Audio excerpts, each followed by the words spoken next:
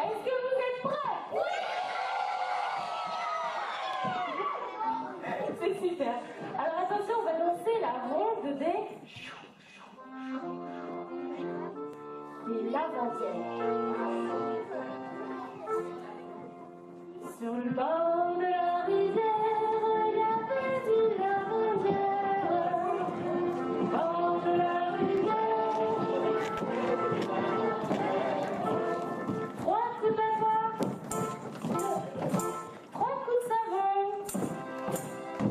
Voilà comme les lavandières elles font. Combien de coups de bain tu veux, Nicolas?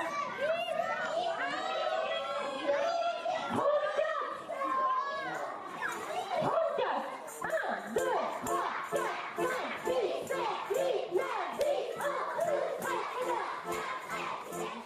Le CFMI, la formation des musiciens intervenants, où j'ai eu mon diplôme l'an dernier.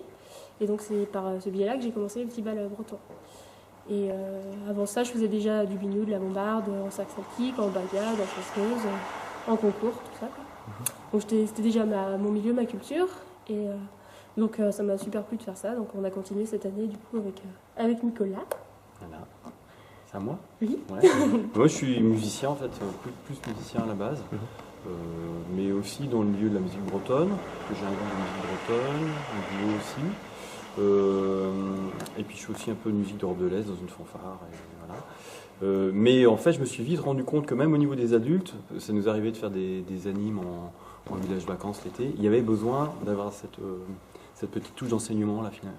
Et finalement, assez rapidement, on s'est mis à enseigner les pas et tout ça aussi. Donc moi j'avais l'expérience, mais avec des adultes. Ils ont demandé à la base aux étudiants du CFMI de venir sur 2 jours, animer près de 40 balles du coup en 2 jours, sur tout le 56. Et du coup après ils nous ont recontacté nous individuellement, ceux qui étaient intéressés pour refaire en fait. Ce qu'il y a c'est que comme le projet se régionalise, les lumistes ne suffisent plus en fait à répondre à cette demande-là, quoi. Donc on attend voir un peu, mais je pense que ça va vraiment prendre vu l'engouement qu'il y a. La chance qu'on a, c'est qu'on a une région culturellement super intéressante, quoi. Et puis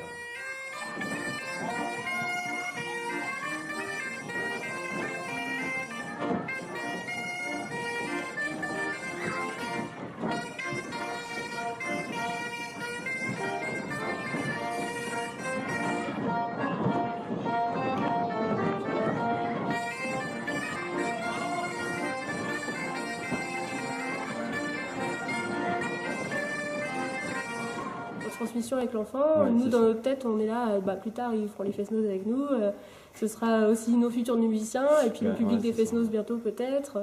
Moi je vois au niveau des adultes c'était un petit peu plus loisir si tu veux, parce que c'est des gens qui venaient en vacances. Alors nous on s'était dit tiens on va leur montrer des pas, comme ça quand ils auront au Fesnos local, le Fesnos qui a lieu à la fin de la semaine, ils ne seront pas complètement bêtards, ils connaîtront les pas. Mais on reste sur du loisir quand même. Alors que là on a plus l'idée quand même de la transmission. Un petit peu ça quand même. Et se dire que ça va perdurer, que ça va pas se perdre, tout ça, c'est quand même sympa, quoi. Et là on est sur de la petite danse aussi, ce qui est sympa pour les enfants, je les connaissais pas moi cette danse-là au départ. C'est vraiment de la danse loisir pour les enfants, de la danse jeu. En Fesnos tu vas pas les danser, ces danses-là quasiment pas, quoi. On dit les retours qu'on a, c'est que après les balles ça chante, ça danse, ça continue à faire la fête toute la journée, ça reste dans leur esprit, ça les marque. On voit vu qu'on a commencé, moi j'ai commencé il y a 2 ans tout du coup. Et du coup, on en voit qui sont tout petits, puis qui font le bal d'année en année, et qui sont ravis de refaire, de recommencer. Donc,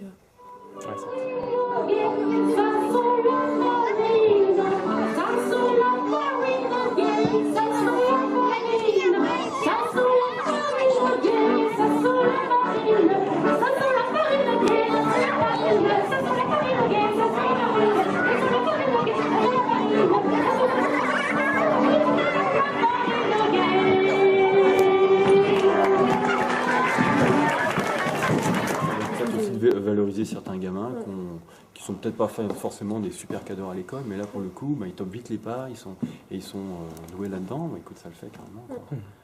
Une dernière chose qu'il se doit d'être fait quand on assiste à un bal avec des musiciens sur scène. Qu'est-ce qu'on fait aux musiciens? On les applaudit avec beaucoup de moyens.